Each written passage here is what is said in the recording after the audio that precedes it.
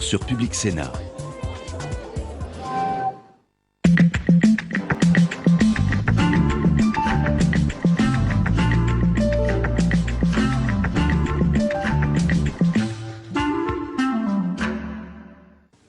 Bonjour à tous et bienvenue sur Public Sénat. À suivre ce matin sur notre antenne l'audition de Christian Noyer, le gouverneur de la Banque de France, par la Commission des finances du Sénat.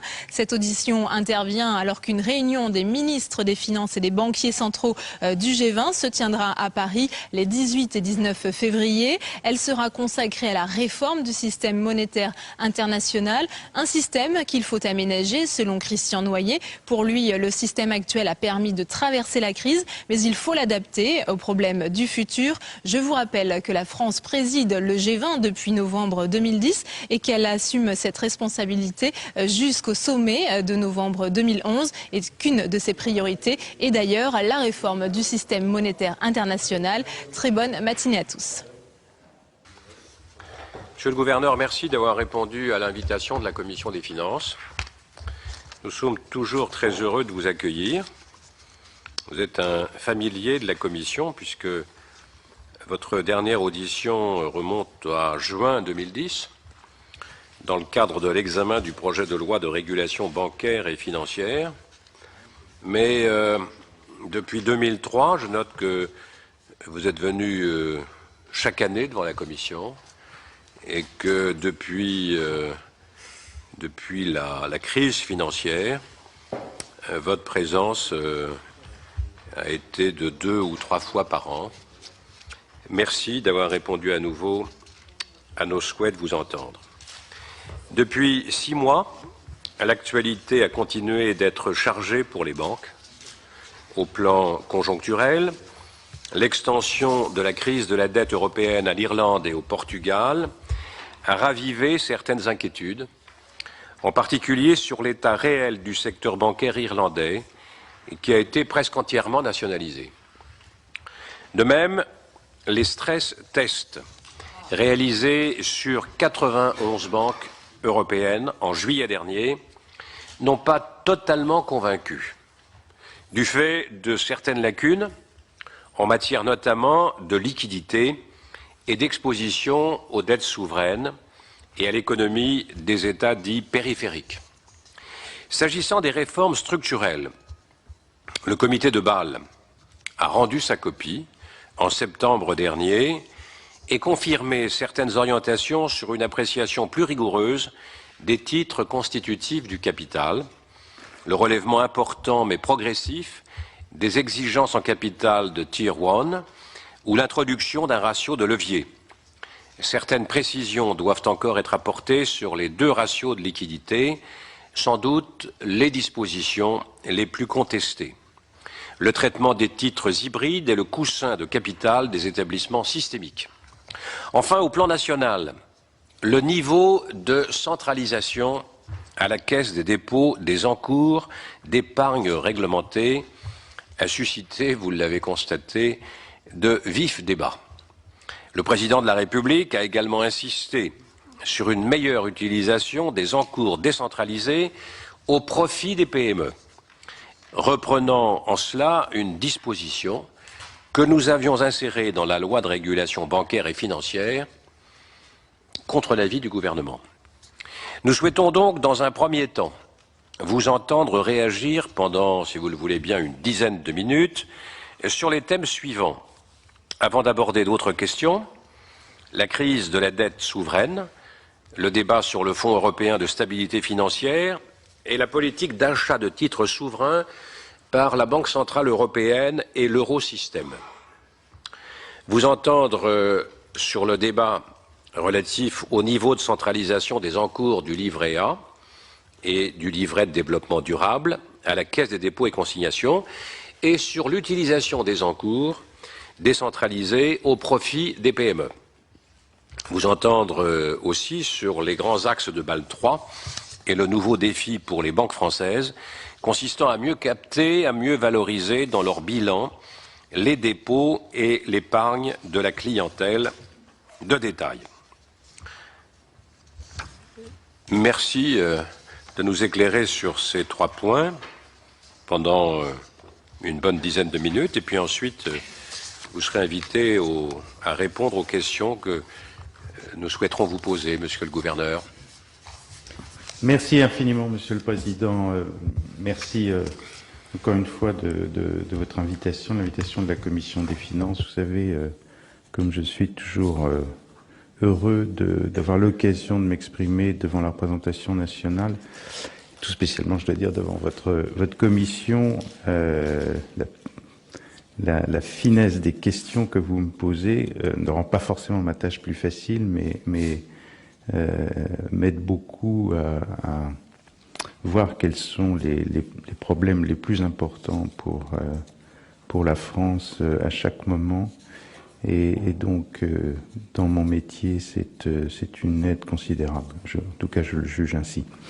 Monsieur le Président, je vais donc reprendre les questions que vous avez bien voulu me poser, en commençant par la crise de la dette souveraine. Je dirais, quand on essaie de prendre un tout petit peu de recul, il me semble avoir 4 causes essentielles qui se confortent l'une l'autre d'ailleurs. La première, c'est que la politique budgétaire des États a été insuffisamment rigoureuse. Les États n'ont pas voulu interpréter correctement le pacte de stabilité et de croissance, c'est-à-dire, pour reprendre une expression que je crois vous est chère, Monsieur le Président, en tout cas c'est de vous que je l'ai entendu, le règlement de copropriété de la zone euro. Je crois que ça décrit très très bien l'état des choses. Ce règlement de copropriété voulait que le déficit public n'excède pas en moyenne un chiffre proche de l'équilibre. Ça a été, c'est-à-dire en gros, on doit être à l'équilibre sur le cycle. Il y a des moments où on est en excédent, des moments où on est en déficit. Si la moyenne est légèrement en dessous, moins 0,3, moins 0,5, ça n'est pas très grave, mais on ne doit pas s'en écarter. Or, ça a été systématiquement interprété comme la règle, c'est moins 3%, et de temps en temps, quand la situation économique n'est pas très bonne, ben on va au-delà, c'est pas bien, mais c'est pas grave. Donc cette mauvaise interprétation et cette mauvaise application est la première cause. La seconde, c'est que nous n'avons pas, et ça c'est peut-être un petit défaut de conception à l'origine, nous n'avons pas mis en place un cadre similaire pour la surveillance de la compétitivité des États.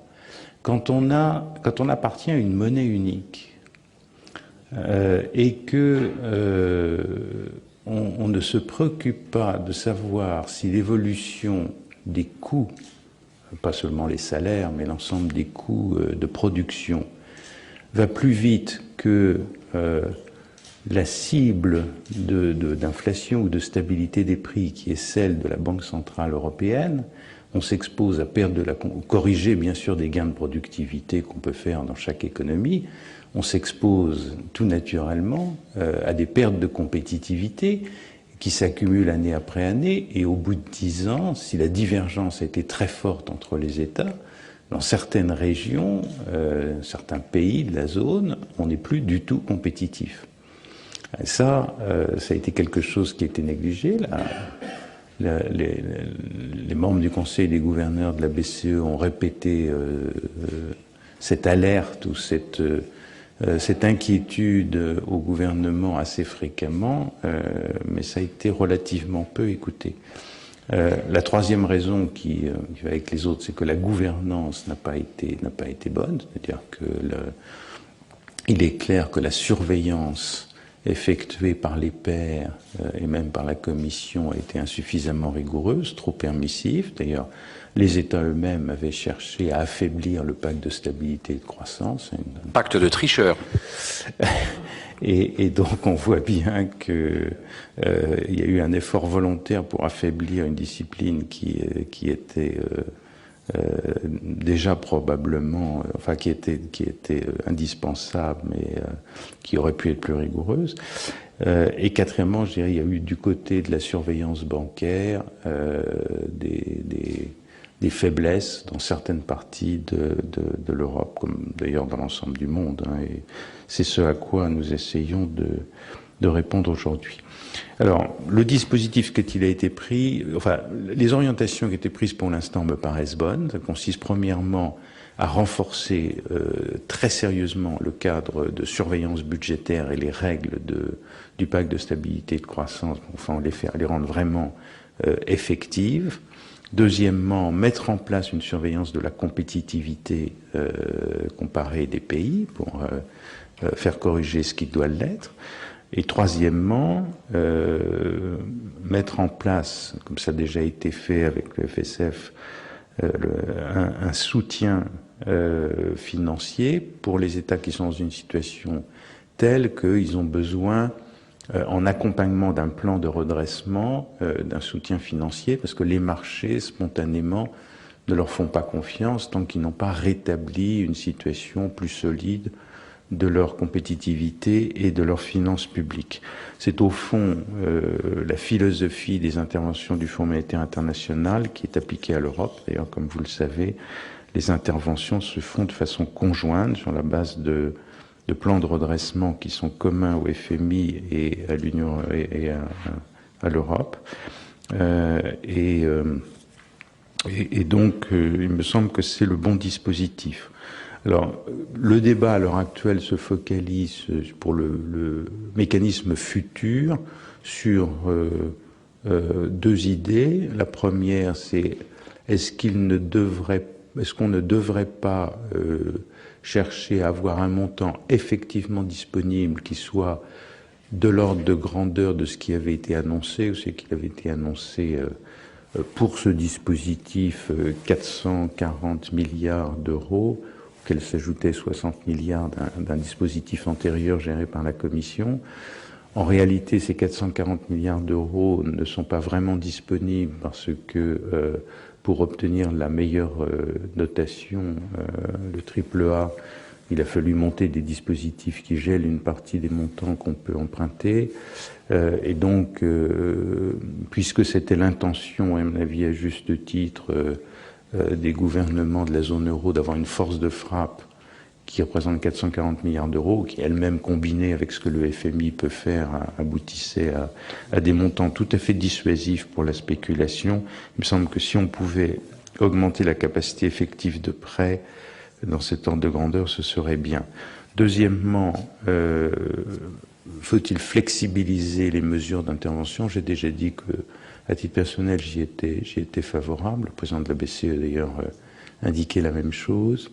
Il me semble que dès lors qu'on veut mettre en place un mécanisme définitif, avoir le plus de flexibilité possible, par exemple ne pas s'interdire, s'il y avait un intérêt à cela, d'effectuer des achats sur le marché secondaire pour faciliter le retour sur le marché de certains États, le fait, le cas échéant, de prévoir des lignes de crédit de précaution comme le FMI en a mis en place ces dernières années, sont des options qui me paraîtraient intéressantes.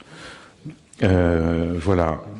Enfin, concernant le programme d'achat de titres de la BCE de l'Eurosystème, nous avons effectivement, alors, après une série de mesures que vous connaissez sur les taux d'intérêt, l'allocation intégrale à taux fixe pour faciliter le refinancement du système bancaire dans la période de très grande tension que nous avons connue, dans laquelle nous sommes encore aujourd'hui, l'élargissement du pool de collatéral, de garantie que nous admettons pour faciliter également ce financement, l'aide au redémarrage du marché des obligations sécurisées à long terme des banques pour faciliter le financement à l'investissement par le système bancaire de l'économie de la zone euro, une opération d'achat dit de covered bonds qui a très très bien fonctionné puisque le marché est reparti et fonctionne de façon tout à fait satisfaisante aujourd'hui avec des volumes d'émissions assez importants. Le dernier sujet auquel nous avons été confrontés, c'est le dysfonctionnement de la transmission de la politique monétaire. Je m'explique. Lorsque la BCE décide de fixer son taux d'intérêt à 1%, et que, parce qu'il y a une crise de la dette souveraine dans un pays, les banques, en réalité, subissent très largement la décote qui est imposée à l'État. Donc les banques, au lieu d'emprunter autour de 1% sur les marchés à court terme, se voient obligées d'emprunter à court terme à 8, 10, 12%, pour ne pas dire 20%. À ce moment-là, ça veut dire que le taux des crédits, évidemment, suit le coût de refinancement des banques. Donc la BCE se trouve avoir fixé son taux d'intérêt à 1%, et dans certaines régions de sa zone, le taux effectivement pratiqué aboutit à des chiffres, des nombres à 2 chiffres. Ça veut dire qu'il n'y a plus de transmission de la politique monétaire. Nous avons été confrontés à cette situation. Et donc pour essayer de contrer cela, nous avons mis en place un programme d'achat de titres. Évidemment, ça n'était concevable que comme une aide à la restauration d'une transmission plus normale. Ça n'était concevable donc que si l'État lui-même prenait les mesures nécessaires, drastiques, pour restaurer sa situation budgétaire et sa crédibilité, et si l'ensemble des États de la zone euro mettaient en place un dispositif qui assurait le refinancement de l'État. Autrement, nous aurions financé les États sans limite. Et donc, nous avions absolument besoin des décisions fortes qui ont été prises par les États c'était donc une période extraordinairement critique. Le programme lui-même, pour les États qui ont pris les mesures nécessaires et qui, pour 2 d'entre eux, ont reçu le soutien approprié, le programme s'est relativement bien passé. Nous avons, c'est vrai, aujourd'hui encore des taux d'intérêt assez élevés dans ces pays, mais nous avons réussi à contrer l'excessive volatilité de ces taux et les embardées qui rendaient complètement inopérante notre politique monétaire. Pour bien montrer que ça n'était pas un programme d'achat massif et de création de liquidités, nous avons tenu à stériliser systématiquement les montants que nous achetions. Nous avons repris la liquidité équivalente par des opérations spécifiques dans le marché. Naturellement, la solution des problèmes ne viendra que de la restauration de la confiance des marchés et donc du succès des programmes qui ont été mis en place. Sur la seconde question, Monsieur le Président, le niveau de centralisation des livrets A et du livret de développement durable. Pardon. Je dirais les choses de la façon suivante. La situation actuelle et la situation prévisible n'est pas alarmante et apparaît plutôt confortable à la condition de ne pas déstabiliser la collecte. Vous savez qu'aujourd'hui, le taux de 125% qui était fixé par le législateur est largement respecté, puisqu'on était à la fin de l'année dernière à 156%. La croissance des encours de livret A était de 5,5% l'an dernier. Tout livret confondu était de 3,5% l'an dernier.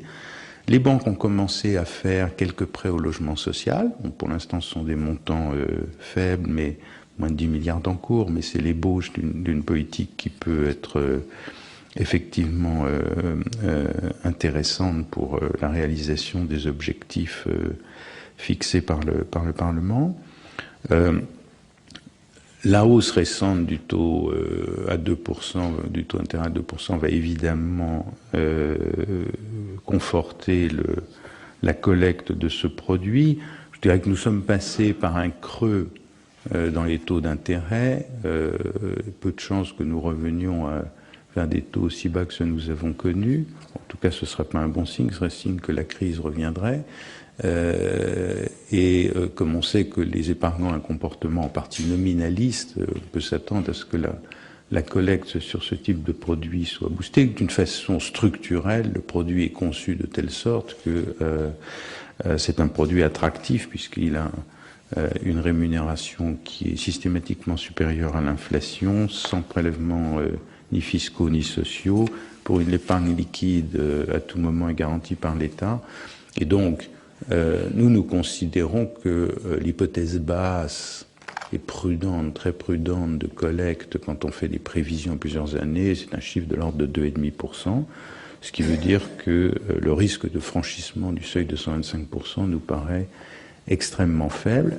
Encore une fois, si on ne déstabilise pas la collecte, je trouve personnellement que le dispositif qui est proposé aujourd'hui avec un seuil d'alerte à 135% est un bon dispositif. Je ne peux pas définitivement dire le contraire puisque je crois avoir été un de ceux qui l'ont suggéré, mais je crois que vraiment nous avons un dispositif qui doit permettre de collecter tout ce qu'il faut.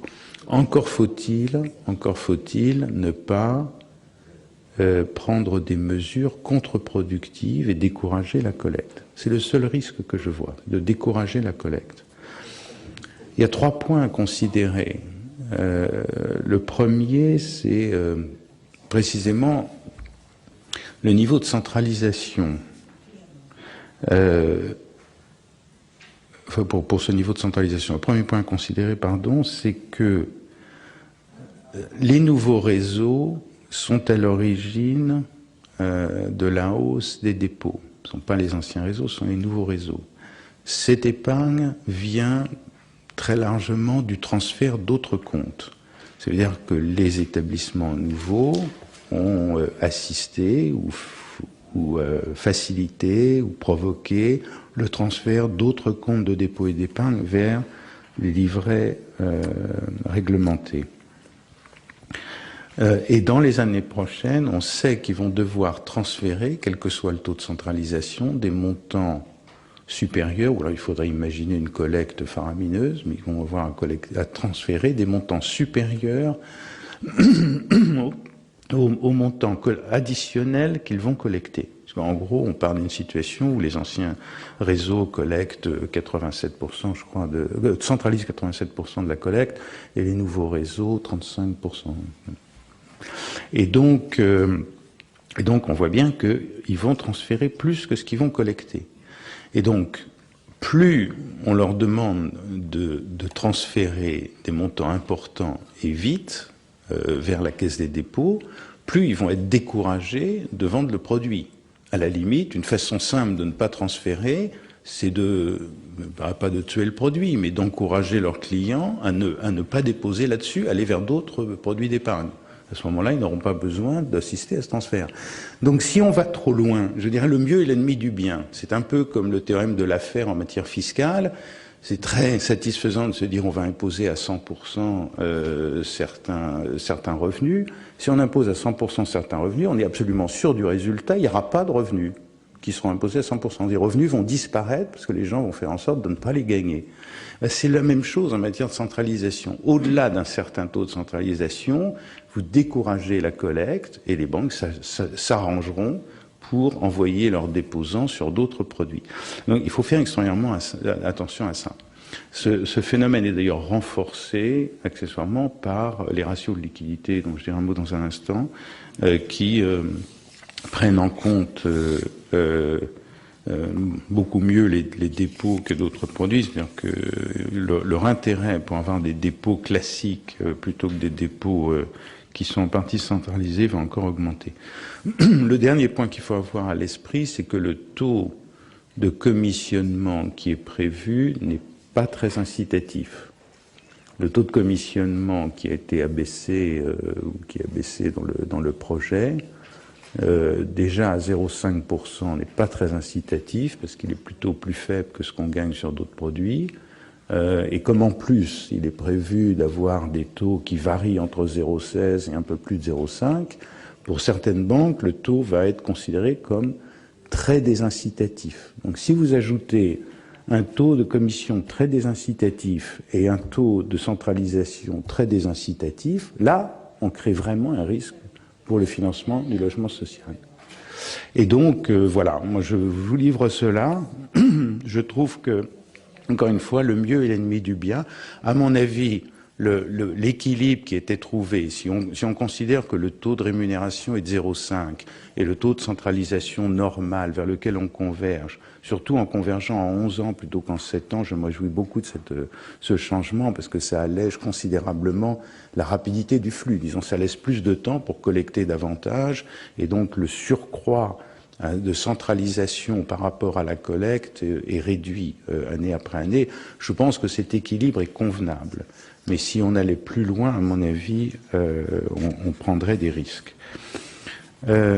Sur la question, enfin, des grands... Ah oui, pardon.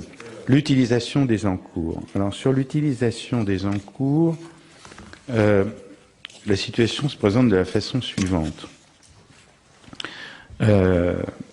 Vous savez que nous collectons trimestriellement à Banque de France avec des états spécifiques, des informations détaillées sur ces emplois. Il y a 2 règles, et ces 2 règles sont sans aucune hésitation possible, très largement respectées. L'encours doit représenter au minimum 80% de l'encours décentralisé de l'épargne réglementée, disons 100%, enfin 80 ou 90, ça dépend combien sont mis sur les emplois à des fins écologiques, mais le ratio aujourd'hui est de 262%, puisqu'on a 244 milliards de prêts aux PME pour 93 milliards si je prends 80%, ou un peu plus de 100 milliards si je prends 100%. Et donc, il n'y a aucun problème et toutes les banques françaises respectent ce ratio. La deuxième règle, c'est les flux nouveaux de crédit aux PME, c'est celle que vous évoquiez, Monsieur le Président, qui a été introduite dans la loi de régulation bancaire et financière. Ces flux nouveaux doivent égaler au moins 3/4 de l'accroissement de la collecte. En fait, les flux nouveaux ont représenté l'an dernier plus de 10 fois la collecte. Et même si on se reportait uniquement au seul crédit à l'investissement des PME, le ratio serait très largement respecté. Donc, je n'ai aucune inquiétude sur le fait que ce soit respecté, tant les chiffres sont beaucoup plus importants en termes de financement des PME que de collecte qui doit être affectée. Nous avons, alors je dois le dire, une difficulté qui est une difficulté de type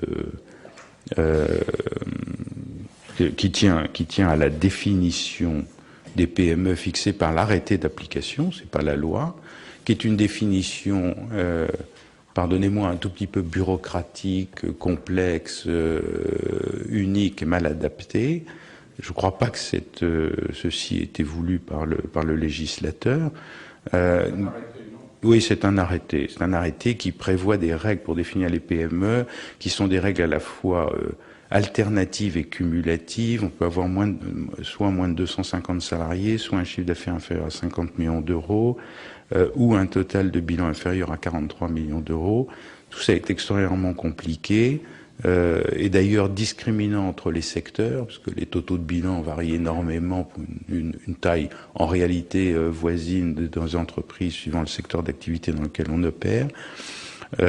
Ces indications ne figurent pas dans les bases de données des banques pour la simple raison qu'elles sont différentes des règles françaises, européennes et internationales qu'on applique dans tous les autres domaines. Qui sont simplement que la PME, c'est moins de 50 millions d'euros de chiffre d'affaires. C'est ça qui existe partout. Donc c'est ça qui est dans les systèmes informatiques des banques. Et donc je vais proposer au ministère de l'économie, des finances et de l'industrie d'aligner la définition des PME sur la réglementation française européenne et le problème sera réglé. Voilà. Même si, encore une fois, j'ai aucune inquiétude sur le fait que d'ores et déjà les ratios sont respectés, mais je dois dire c'est quand même extrêmement ennuyeux de ne pas pouvoir démontrer que dans la définition retenue par la réglementation, on a des chiffres très précis. Voilà, pardon, Monsieur le Président, s'agissant enfin de la publication par la Banque de France des encours et des flux nouveaux des crédits aux PME et aux entreprises créées depuis moins de 3 ans, vous savez, je l'avais dit au gouvernement, j'ai même écrit au gouvernement, je crois l'avoir dit au sein de cette commission, comme ça ne correspondait pas à des définitions que nous avions en statistique, c'était très compliqué. Je même dit au gouvernement, c'est impossible. Ceci étant, nous avons fait un travail de statistique tout à fait considérable l'année dernière et au début de cette année pour essayer. Alors, ce sera pas on ne vous livrera pas des chiffres comptables, mais des chiffres statistiques, mais nous souhaitons qu'ils aient une très grande robustesse statistique. C'est pour ça que les travaux sont complexes et j'espère que nous pourrons publier à partir de la fin du premier semestre une estimation de ces flux et de ces encours tels que souhaités par le Parlement. En tout cas, c'est l'objectif que nous nous sommes fixés, et en général, quand nous fixons des objectifs, nous les tenons. Enfin, sur BAL 3, je dirais en quelques mots, Monsieur le Président, parce que je prends trop de temps. Le dispositif prudentiel, tel que vous l'avez admirablement décrit en quelques mots, me paraît être un bon système. Renforcer la qualité du capital, renforcer la quantité du capital. Il fallait trouver le juste équilibre pour améliorer considérablement la solidité du système bancaire partout, surtout avoir des définitions homogènes pour être sûr que d'un État à l'autre, on n'avait pas des degrés de résistance très différents avec apparemment les mêmes ratios. Donc le travail qui a été fait est très bon. En même temps, il fallait éviter de pénaliser le financement de l'économie. Donc la solution a consisté d'abord à trouver, je crois, un bon équilibre, un montant de ratio qui est exigeant mais raisonnable, et deuxièmement, étaler la mise en œuvre qualitative et quantitative sur une grande partie de la décennie, puisqu'on terminera le 1er janvier 2018. Dans cette réforme, dans ce volet prudentiel, un des éléments qui me paraît le plus important, c'est le fait que nous avons considérablement augmenté les exigences liées aux activités de marché. Les exigences liées aux activités de marché ont été, indépendamment de la définition du capital, multipliées par 3 à 4 en moyenne.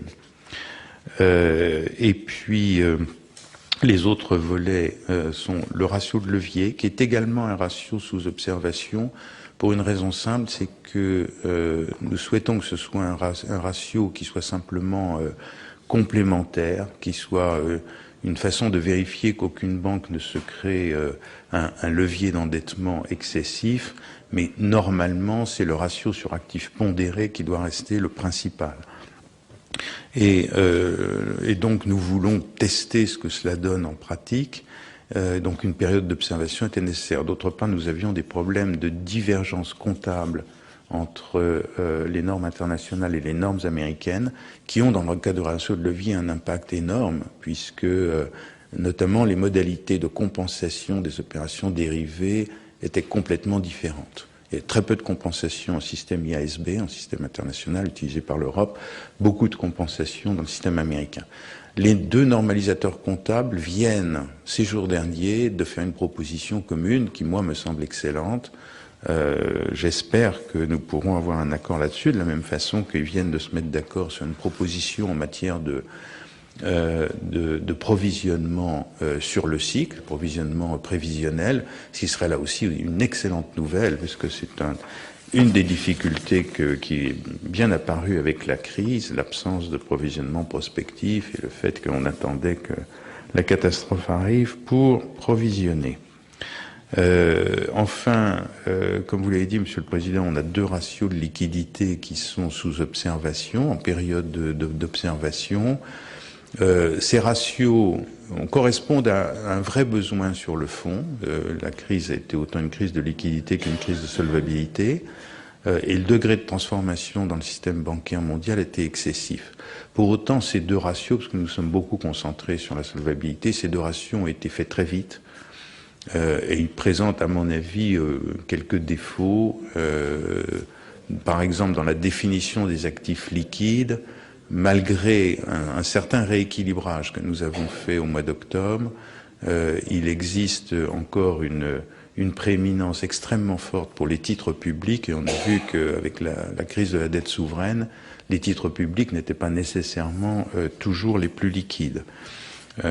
Et donc se concentrer excessivement là-dessus peut être dangereux. Deuxièmement, en ce qui concerne les hypothèses d'entrée-sortie des bilans, des différents types de dépôts ou d'engagement de crédit, les hypothèses nous paraissent avoir des marges de progression et ne pas être complètement réalistes.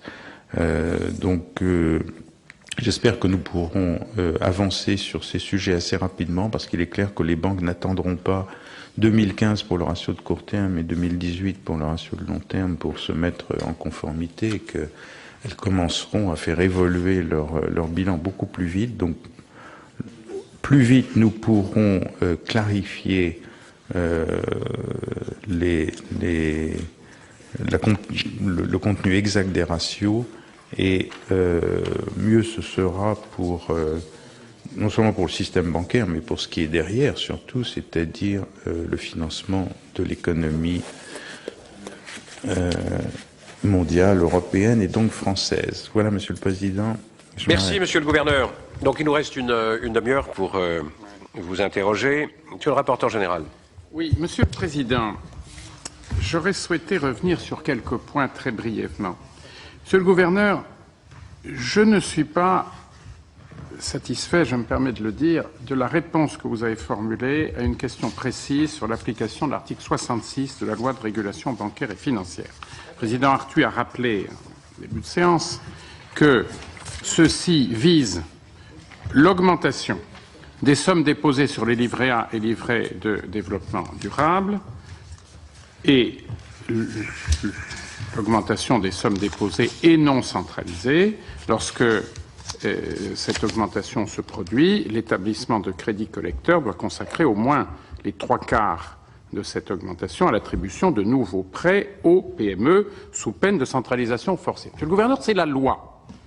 Nous le savons d'autant plus qu'elle a pris naissance ici, que c'est une initiative que j'ai exprimée au nom de cette commission des finances, à l'égard d'un gouvernement qui était réticent. Mais au vu des chiffres qui étayaient notre initiative, qui la rendaient nécessaire, quelques mois après, la loi étant la loi, j'observe avec plaisir que le président de la République, à Saint-Nazaire, s'est félicité de ce dispositif. Selon ses propres termes, ceci aboutirait à mettre chaque année 3 milliards d'euros de plus à la disposition des PME. Bon. La question que nous formulons est très simple. Elle ne suppose pas de long développement technique.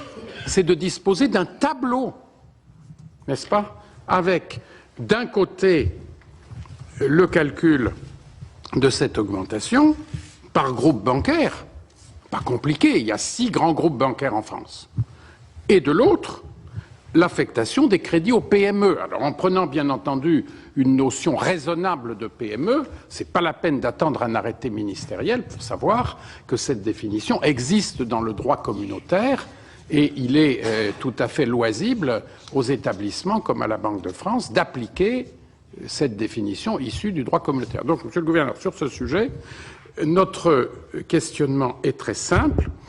Nous souhaitons que l'article 66 soit appliqué et nous souhaitons disposer d'outils de suivi qui en assurent l'effectivité. Et je le répète, c'est simple.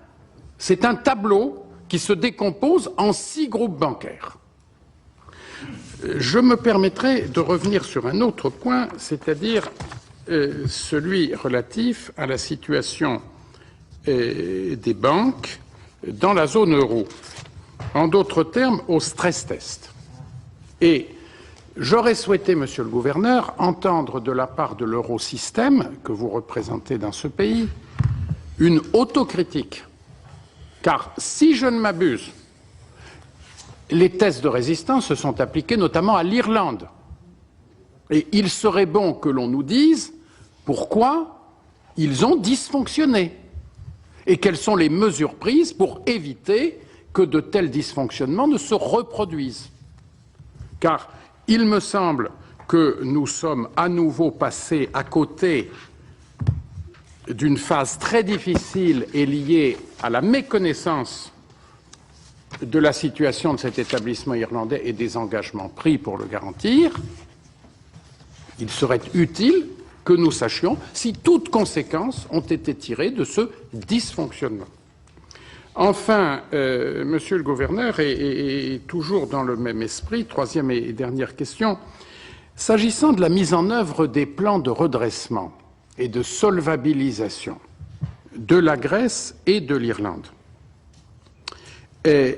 quelles sont les modalités de reporting entre ces pays et la Banque centrale européenne?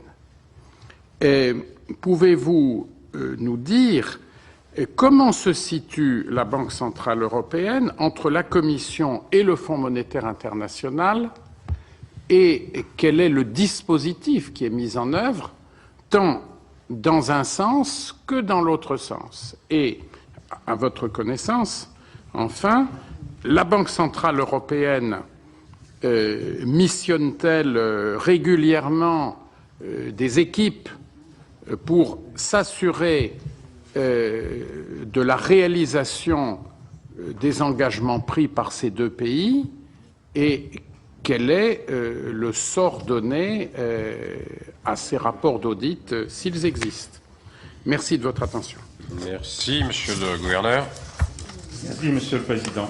Monsieur le rapporteur général, s'agissant de l'application de l'article 66, dès lors que vous me délivrez de ce problème, je reconnais un peu bureaucratique et de piètre importance que j'ai signalé tout à l'heure, je n'ai aucun problème pour fournir à votre commission le tableau que vous demandez.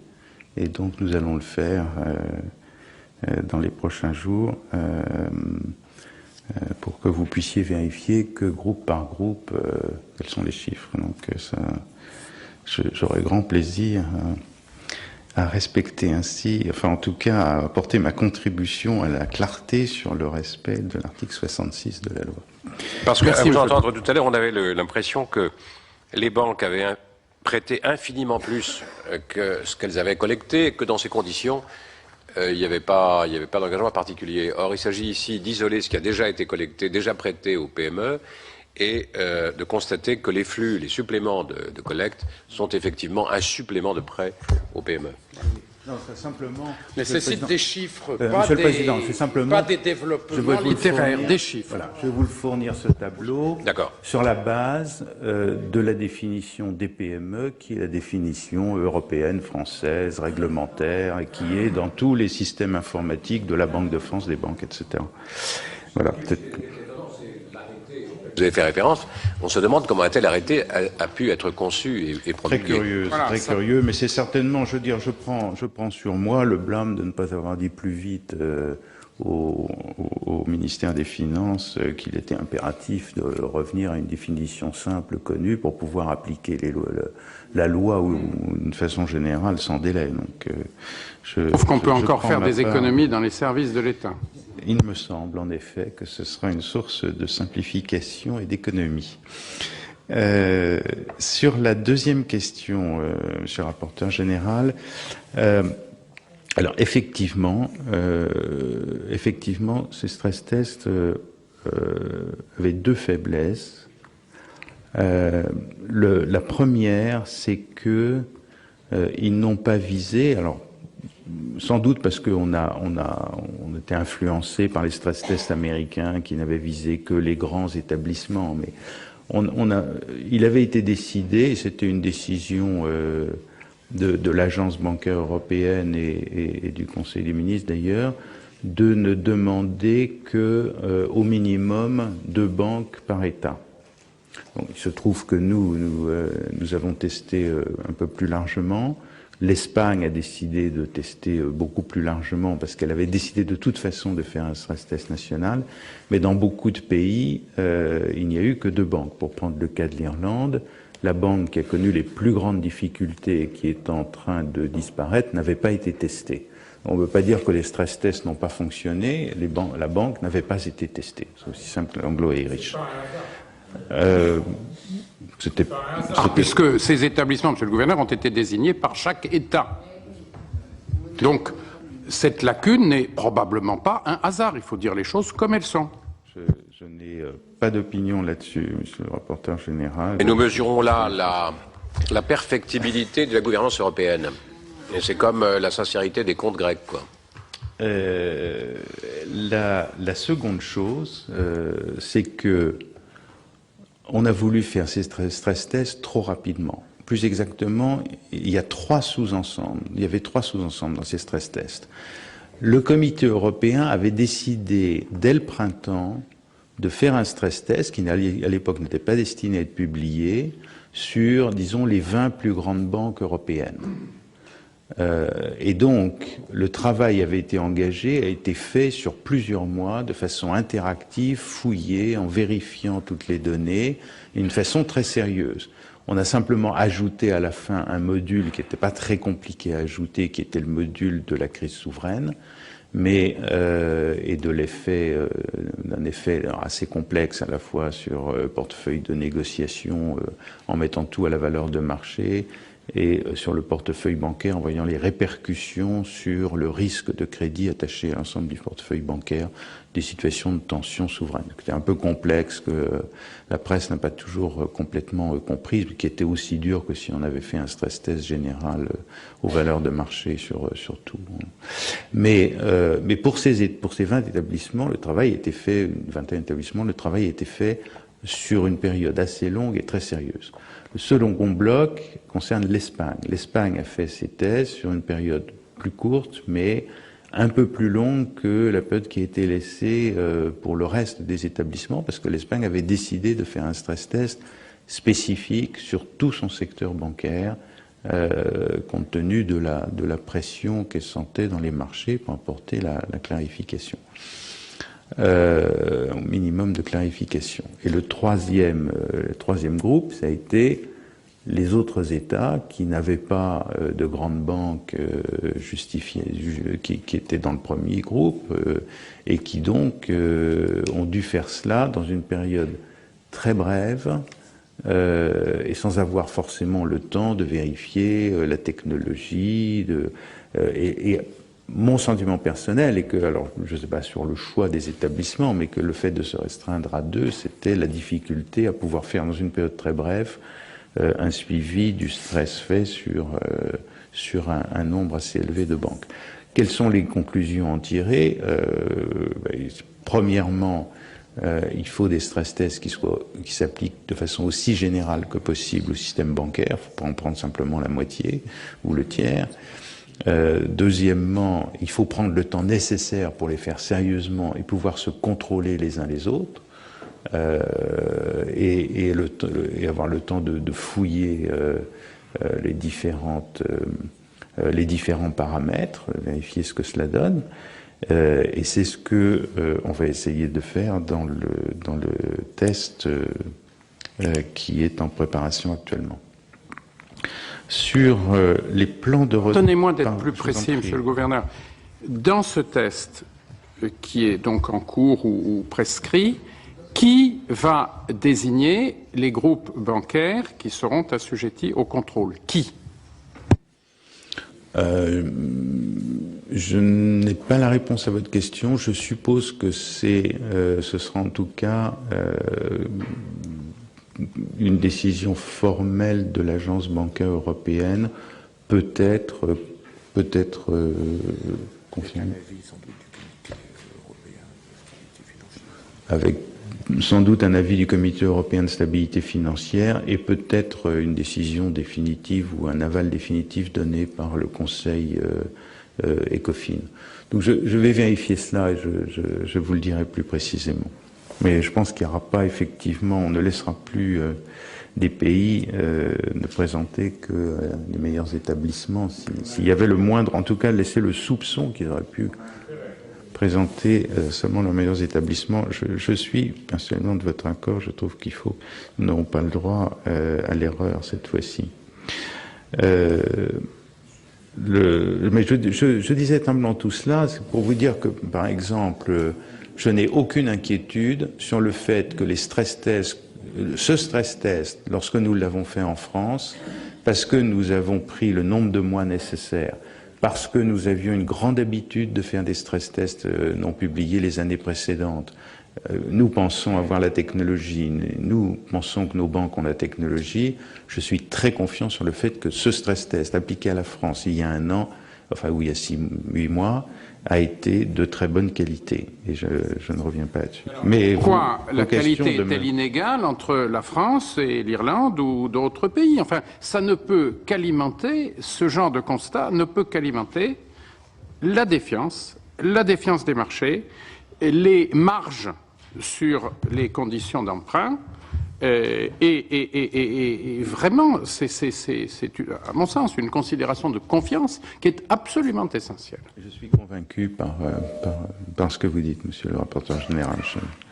Je ne pourrais pas mieux dire. Sur la dernière question sur les plans de redressement de la Grèce et de l'Irlande et les modalités d'association de la BCE, les décisions qui ont été prises par les États visent des missions et l'accord formel qui a été signé par chacun des deux pays avec l'Union européenne vise une surveillance de l'exécution des programmes conjointe par le FMI et par la Commission européenne en liaison, c'est l'expression utilisée, en liaison avec la BCE. Très concrètement, cela veut dire que les équipes de la BCE participent aux missions d'inspection sur le terrain qui sont faites par le FMI et par la Commission européenne régulièrement, et donc ont accès à tous les livres, à toutes les données, comme une mission d'inspection peut avoir accès, et que donc la BCE est en mesure de donner son avis sur le respect ou le non-respect des différentes conditions qui ont été mises dans les programmes d'aide signés, donc les engagements macroéconomiques ou structurels qui ont été pris par les différents États. Fait-il l'objet de procédures formalisées? Il y a, par définition, régulièrement ce que le FMI appelle une revue, qui donne lieu à un rapport du FMI qui va au conseil d'administration du FMI sur l'adéquation de la politique avec le programme et la réalisation des objectifs du programme. Et du côté de l'Union européenne, il y a un rapport de la Commission qui va, je ne sais plus si c'est à l'ECOFIN ou à l'Eurogroupe, enfin au groupe des États de la zone euro en tout cas. La question portait sur la Banque centrale européenne. Est-ce simplement un sous-traitant du FMI? C'est un sous-traitant de la Commission européenne, si vous voulez. Non, c'est un associé à la Commission européenne. Ça donne lieu à un compte-rendu par le directoire de la BCE au Conseil des gouverneurs. Oui. Pardon. Merci. Alors, nous allons demander à celles et ceux qui souhaitent nous interroger de s'exprimer maintenant, et puis vous répondrez globalement. Madame Bricq, d'abord. Oui, merci Monsieur le Président. Moi je pense, Monsieur le Gouverneur, que concernant le livret A, la centralisation, c'est quand même les uns et les autres fortement exprimé, donc c'est peut-être pas la peine d'y revenir. En revanche, il y a une question à laquelle nous n'avons jamais eu de réponse claire et argumentée, chiffrée, c'est l'engagement qui avait été pris lors de l'examen et du vote de la loi de modernisation de l'économie en 2008 sur la multidétention. Et le fait que l'outil statistique n'était pas opérationnel et que finalement on demandait une simple déclaration sur l'honneur qui très souvent dans la pratique bancaire n'était pas demandée au moment où il y a eu quand même un rush dans les établissements non historiques concernant le livret A. Donc ça, si vous pouvez nous donner des éléments sur ce point précis que nous avions demandé à la ministre et qui s'était engagée à nous les fournir. Assez rapidement, ça fait quand même bientôt, ça fait faire bientôt 3 ans que cette loi a été votée. Je voudrais revenir sur les stress tests, parce que chaque fois que vous êtes venu devant nous, vous avez finalement à peu près tenu le même discours, à savoir qu'ils étaient fiables. Il y a même eu un communiqué extraordinaire de Madame Lagarde le 23 juillet pour dire que c'était avec grand succès, que les banques, elle parlait des banques françaises, vous y avez répondu. Mais moi, je vous interroge de la même manière que je vous ai interrogé en 2008. Alors, je vais commencer par quelque chose que je sais que vous n'aimez pas. À l'époque, vous aviez un peu fustigé les méthodes du FMI, trop inspirées des pratiques anglo-saxonnes, et que les méthodes européennes étaient bien meilleures. Bon, ce qui s'est passé en juillet dernier a quand même montré qu'elles n'étaient pas forcément meilleures. Mais il se trouve que le FMI a lancé, depuis le 19 janvier, une série de stress tests sur l'Europe. Donc, moi, je voudrais qu'on réponde à deux questions de principe. Croyez-vous que tant qu'on ne connaîtra pas, et la réponse que vous avez faite à la question du rapporteur général, quand on n'aura pas les éléments précis de la méthodologie utilisée, ça a été le reproche qui a été fait au stress test de juillet, qui ont été publiés en juillet. On ne connaît pas la méthodologie. Qu'est-ce qu'on prend en compte? Comment on le prend en compte? Et qui le prend en compte? Et puis le deuxième point, quand même, c'est la transparence. On nous prend pour des andouilles. Il faut quand même le dire. On est quand même capable, nous parlementaires, de responsabilité par rapport à un tel sujet. Parce que on va recommencer, chacun va fournir sa petite liste.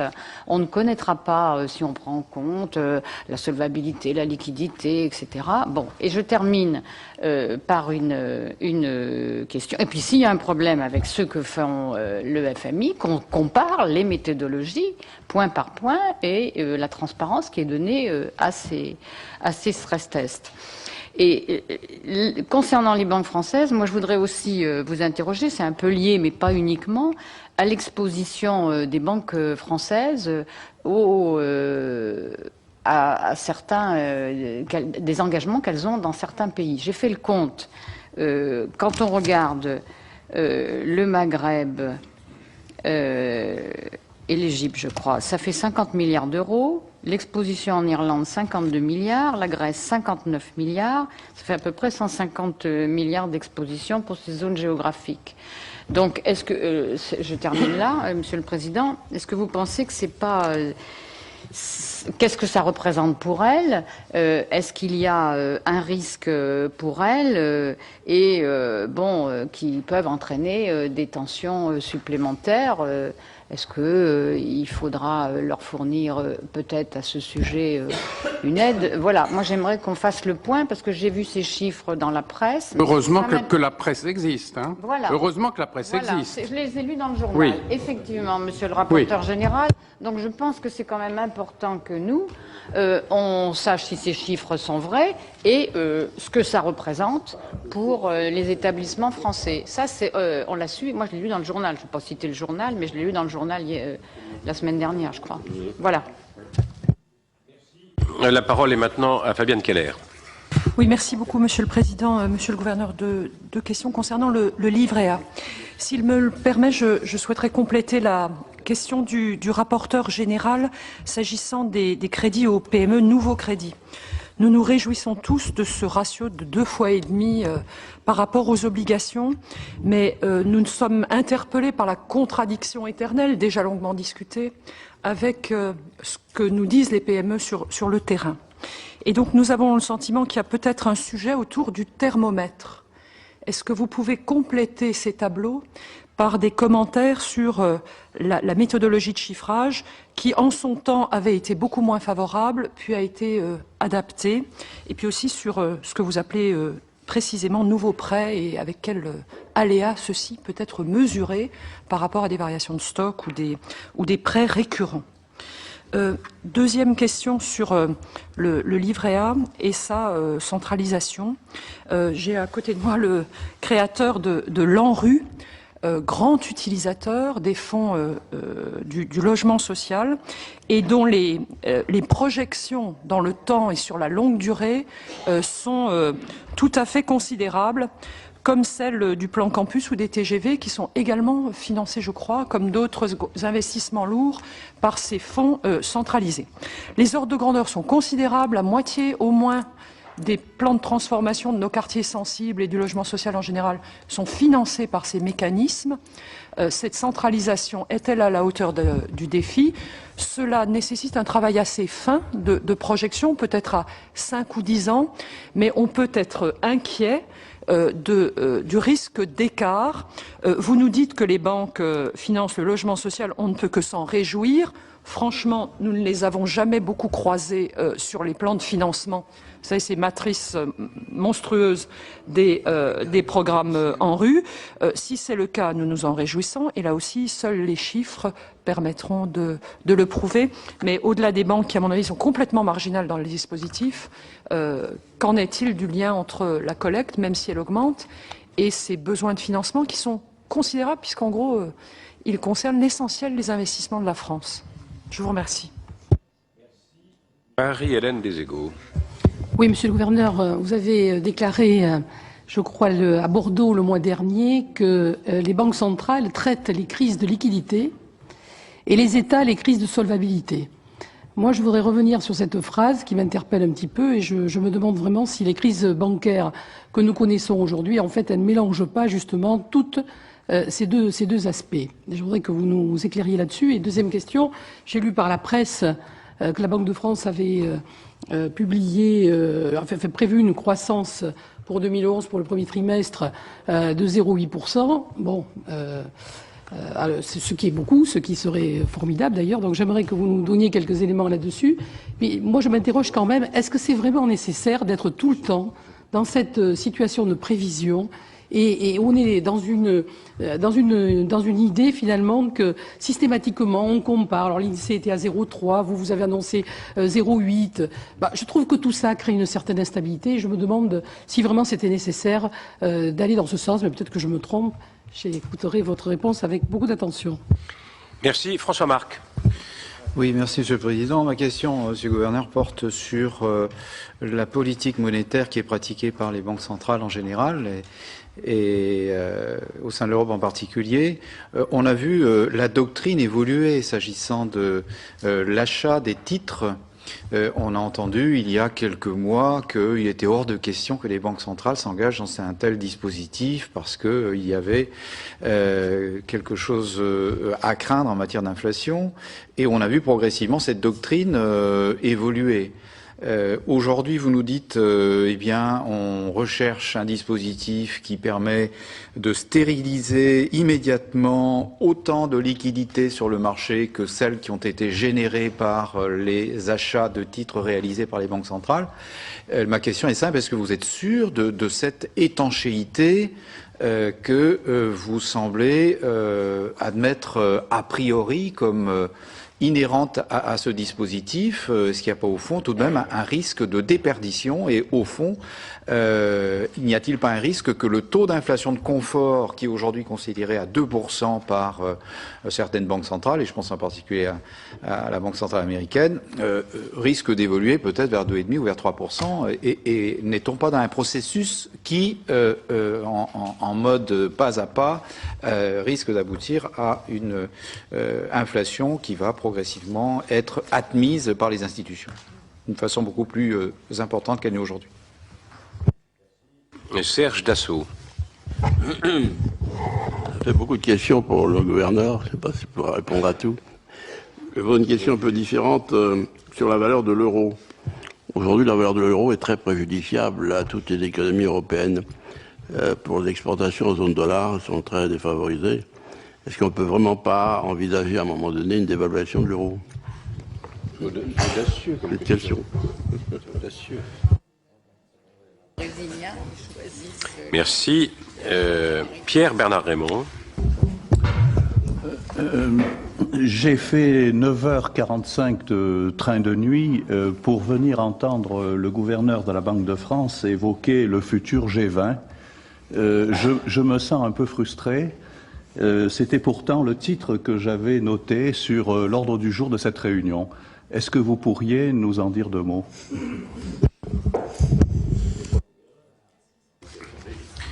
Peut-être une dernière question, si vous le permettez. On a bien compris qu'il fallait renforcer les fonds propres des banques. On a bien compris que quand il y avait un risque systémique, l'État était l'assurance systémique. Vous avez en charge la surveillance des banques. Est-ce que vous êtes en mesure de faire la pression requise sur les gestionnaires des banques pour qu'ils renforcent leurs fonds propres par deux moyens? D'abord, en régulant les niveaux de rémunération des dirigeants et plus globalement de leurs agents, et ensuite en régulant les niveaux de dividendes versés aux actionnaires. Est-ce que vous avez un vrai levier pour conforter ainsi les fonds propres des banques? Et puis enfin, peut-être une toute dernière question. S'agissant de la Grèce et de l'Irlande, on a vu qu'il y avait une défaillance majeure en matière de reporting et de sincérité des comptes des États, et qu'au fond, les États trichaient dans la sincérité des comptes qu'ils présenteraient au plan européen. Est-ce que les banques centrales, est-ce que le réseau que vous constituez ne serait pas l'échelon le plus pertinent pour porter une appréciation sur la sincérité des comptes publics? Et est-ce que vous avez le sentiment qu'aujourd'hui, on a fait évoluer les procédures? Et est-ce que vous évoquez cela à la Banque Centrale Européenne? Est-ce que vous faites pression sur les États pour que leurs comptes publics soient plus conformes à la réalité?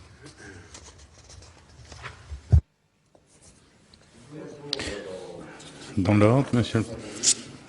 Je vais essayer, monsieur le Président.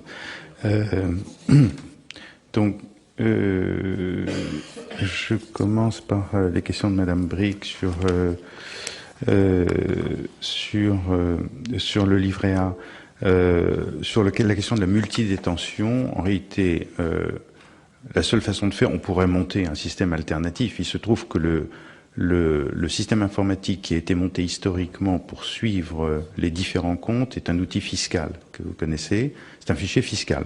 Pour des raisons que personnellement j'ai jamais compris, c'est que je l'ai dit à l'époque où j'étais au ministère des Finances, il y a quelques années de cela, je n'ai jamais compris pourquoi on n'avait pas mis les livrets réglementés dès le départ dans ce fichier. Il y avait une espèce de réticence de l'administration à toucher à cela.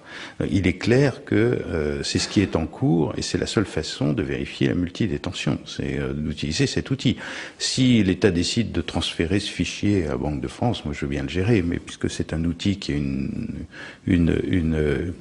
un objectif fiscal, c'est très bien qu'il reste là-bas. Il faut simplement que tous les comptes soient rentrés sur ce fichier et la multidétention se verra immédiatement. Il peut y avoir des missions de l'inspection des finances en complément, mais normalement ça se verra automatiquement dans cet outil fiscal, le fichier d'IFICOBA. C'est en cours, je ne sais pas exactement où ils en sont. Oui, c'est sans doute un peu long. C'est sans doute un peu long, mais... Ah, je ne sais pas. C'est une question qu'il faut poser au ministre des Finances, madame. On lui reposera. Malheureusement. Mais si vous m'en donnez la charge, je regarderai. Je note que la Banque de France pourrait poser le une faire. question écrite. Sur les stress tests,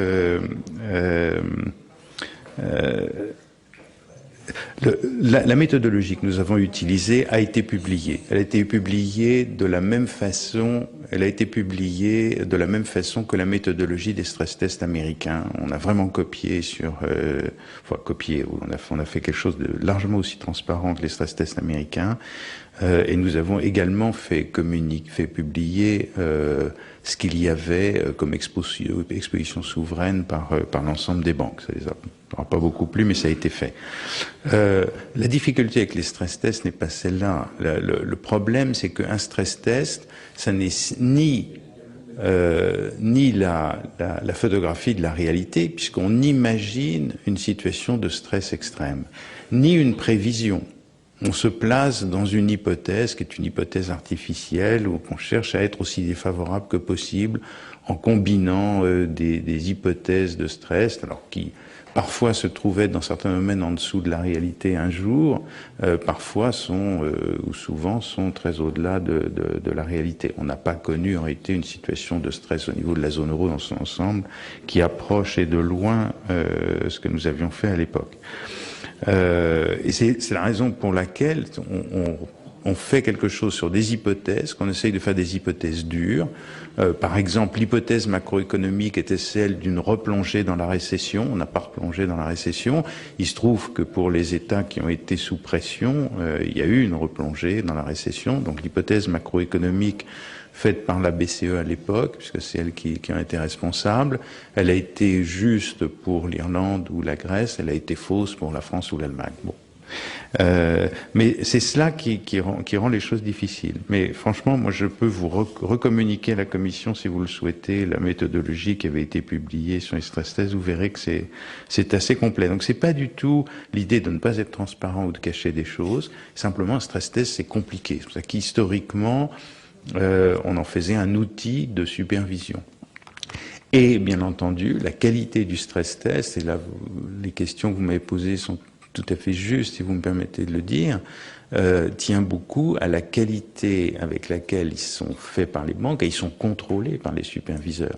Donc quand on est un superviseur qui a plusieurs années d'expérience dans les stress tests, on s'est aperçu des erreurs qu'on a faites il y a quelques années, on a pu améliorer notre méthode de vérification, de surveillance, d'exigence. Pour ceux qui débutent, il y a forcément une période d'appréhension.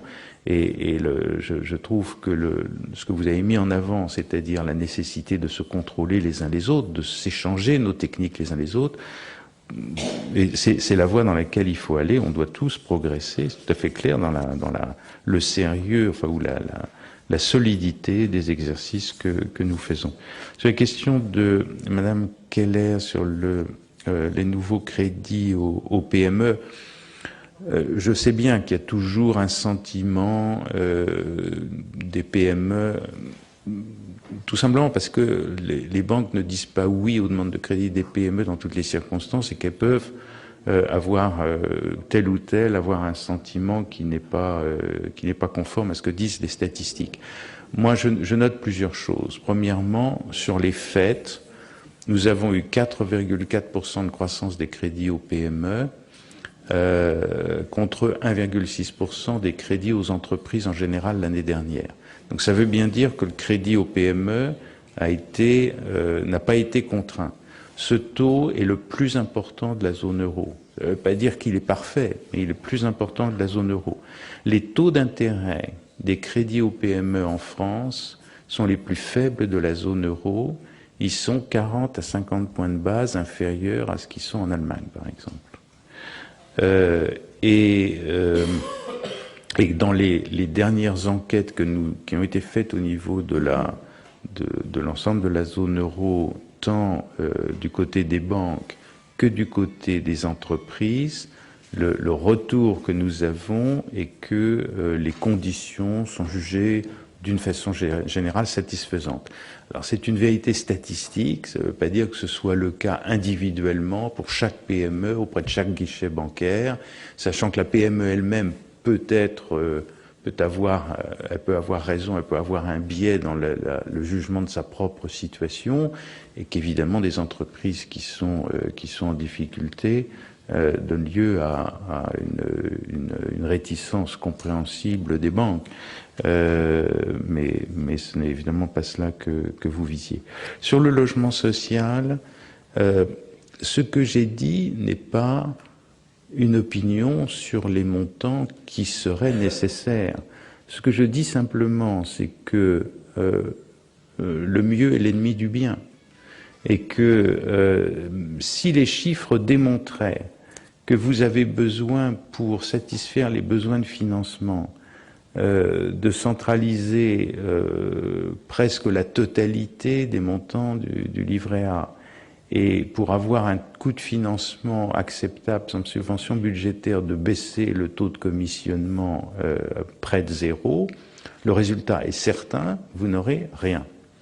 Donc c'est tout ce que je dis. Ensuite, c'est un problème d'arbitrage. C'est exactement comme en matière fiscale, il y a des tas de choix qui sont possibles. On sait que certains choix conduisent à faire se rétracter la matière fiscale et à faire disparaître donc une partie de l'impôt qu'on veut appréhender. c'est un choix. Je ne prétends pas me mettre à la place du législateur ou du gouvernement pour faire ce choix. Je dis simplement, c'est un équilibre qui est fragile et auquel il faut faire attention. Et la maximisation des montants qu'on peut lever ne passe pas forcément par le taux de centralisation le plus élevé. Par ailleurs, dans les choix qui ont été faits par l'État, que je ne conteste pas, il y a par exemple le choix d'ouvrir à la Banque postale la capacité de faire des prêts aux entreprises, ce qui va justifier une baisse du taux de centralisation. Il est clair que si un autre choix avait été fait et si la Banque postale avait continué à centraliser 100%, ce que pour l'instant elle fait, il est plus facile d'atteindre des taux de centralisation élevés compte tenu de sa part de marché. Encore une fois, je ne conteste pas du tout ce choix, mais il est à prendre en compte aussi dans les prévisions. Je crois que la question qui m'a été posée après, Madame, oui, c'était sur les crise de liquidité, crise de solvabilité. C'est vrai que les crises de liquidité, crises de solvabilité, on passe très facilement de l'une dans l'autre. Donc ma présentation était sans doute un peu académique et pas complètement, n'intégrait pas ces liens qu'il peut y avoir entre liquidité et solvabilité. Je veux dire que ce que je voulais souligner, c'est qu'une banque centrale, quand elle fait par exemple une assistance de liquidité d'urgence, elle le fait parce qu'il y a eu un problème d'alimentation en liquidité de la banque, mais qu'elle est fondamentalement saine, que ces crédits ne sont pas des crédits compromis et que ses fonds propres sont suffisants. Donc à ce moment-là, on apporte une liquidité pour l'aider à passer un cap et en attendant la restauration de la confiance du marché. Si on s'aperçoit que c'est une banque qui est en réalité en faillite ou qui devrait l'être, à ce moment-là, c'est pas nous qui allons la recapitaliser, la nationaliser, la nettoyer. C'est à l'État que ça revient. Il est évident que quand on a comme banque centrale, ce qui est fréquemment le cas aujourd'hui, une responsabilité en tant que superviseur, on a une action des deux côtés. Donc je ne peux pas mieux dire que ce que vous avez dit. Sur la croissance de 0,8, en quelques mots, l'INSEE a fait une prévision mi-décembre. Depuis lors, l'INSEE elle-même a publié un chiffre pour décembre et un chiffre pour janvier, notamment de production manufacturière, qui étaient deux très bons mois, deux très bons chiffres.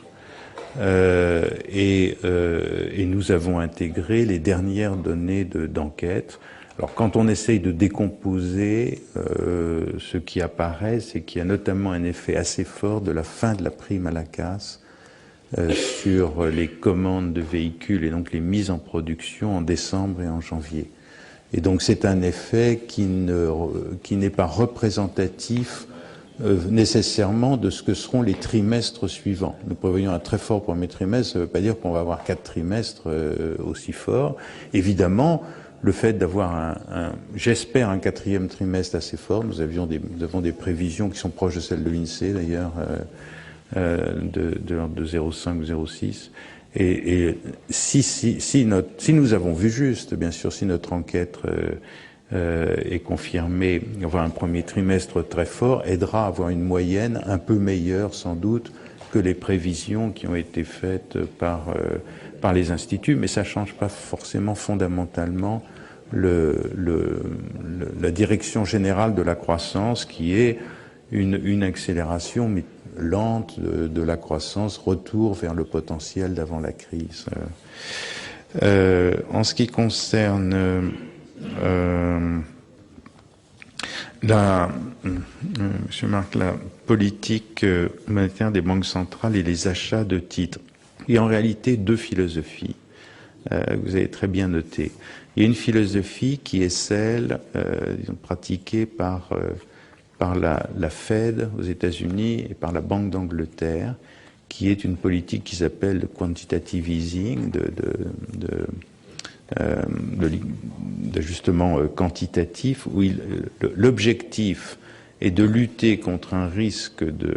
Alors, en Angleterre, l'objectif était de lutter contre un risque de rétraction de la masse monétaire en forçant l'injection de liquidités dans l'économie. C'était au fond la crainte d'une déflation qui justifiait cela, et volontairement ils créaient de la liquidité.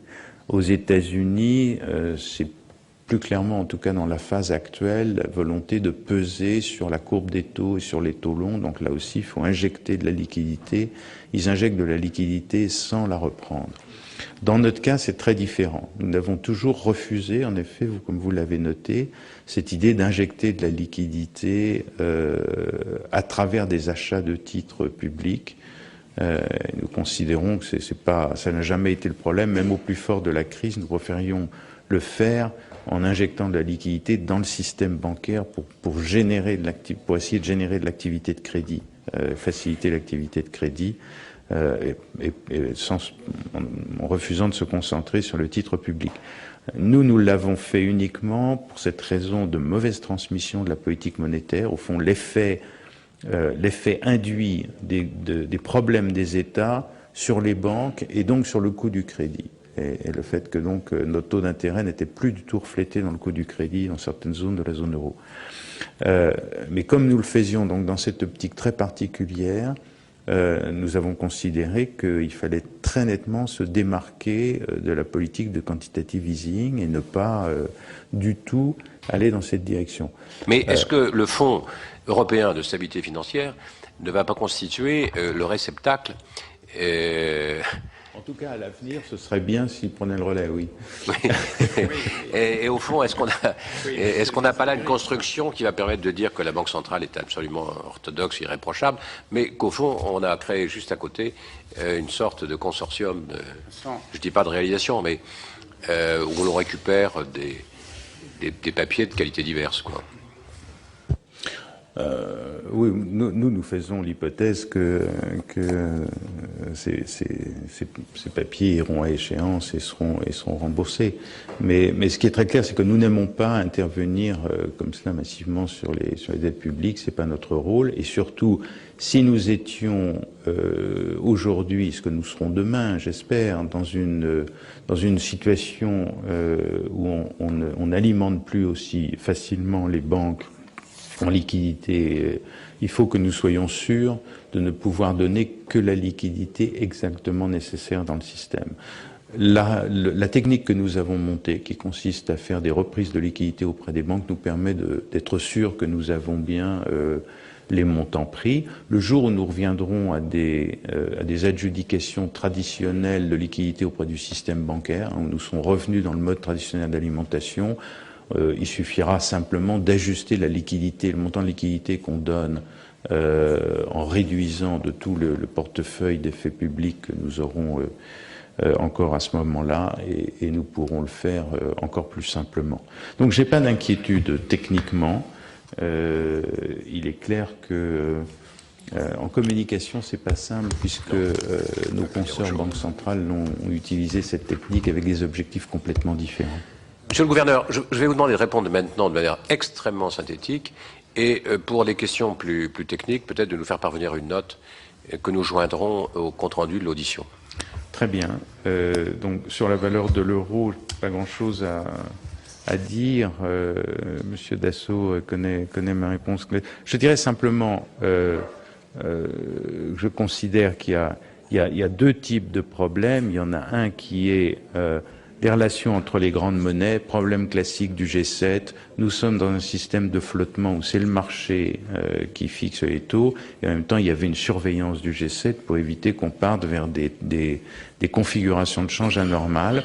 Aujourd'hui, et c'est un des problèmes du G20, fait la transition avec la question sur le G20, nous sommes dans une configuration où la montée de plusieurs économies émergentes fait que le G7 ne représente plus les seules grandes économies mondiales. Or, les pays émergents ont des politiques de change très différentes les unes des autres, certaines très fixes comme la Chine, d'autres ont en principe adopté le même système de flottement, mais inquiètent de l'appréciation très rapide dans certains pays comme le Brésil ou la Corée ont pu avoir des politiques d'intervention ou de contrôle des changes pour essayer de freiner les choses. Donc nous sommes dans une situation qui est un peu instable et c'est bien ce qui est derrière l'idée, je crois, du président de la République de vouloir reposer la question du système monétaire international. Est-ce que nous pouvons rebâtir ensemble un système qui soit plus équilibré, plus solide et qui réponde mieux aux besoins de toutes les économies, donc à la maximisation du bien-être mondial.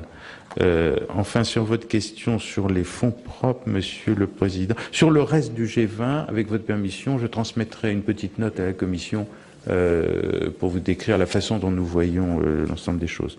Sur les fonds propres, oui, je considère que nous sommes en mesure de faire pression sur les banques. Nous discutons avec elles en début d'année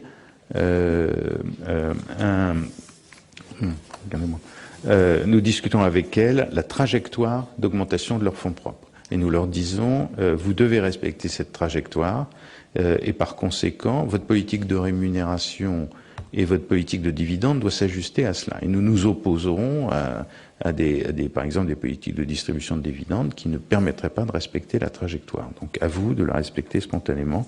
Sur les rémunérations, on a un règlement de décembre pris en application de CRD 3 que nous allons faire respecter très étroitement, bien entendu.